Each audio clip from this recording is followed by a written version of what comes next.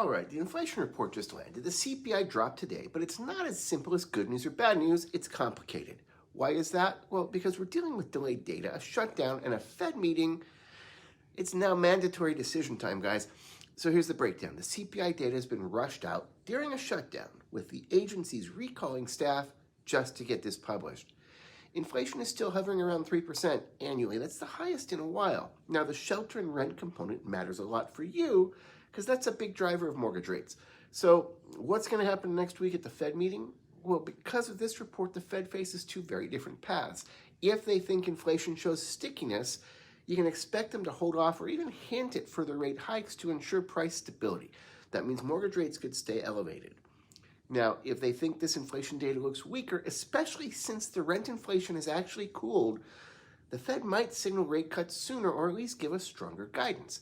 That opens the door for lower mortgage rates.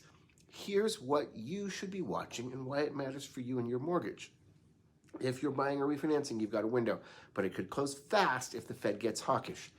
If you locked in a higher rate recently, say in the last couple years, this is your moment to check if the numbers now favor you, because if mortgage rates slide, you don't want to be stuck with a rate that looks bad in hindsight.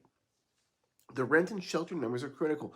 Those drive a major chunk of inflation, and since they are improving, it could shift the market quicker than many realize. So yes, the CPI report dropped, but the real story isn't just what the number is, it's how the Fed reacts and what that means for your money. So follow me to master your mortgage, because when inflation rates and the Fed are dancing around this hard, you want to lead, not follow.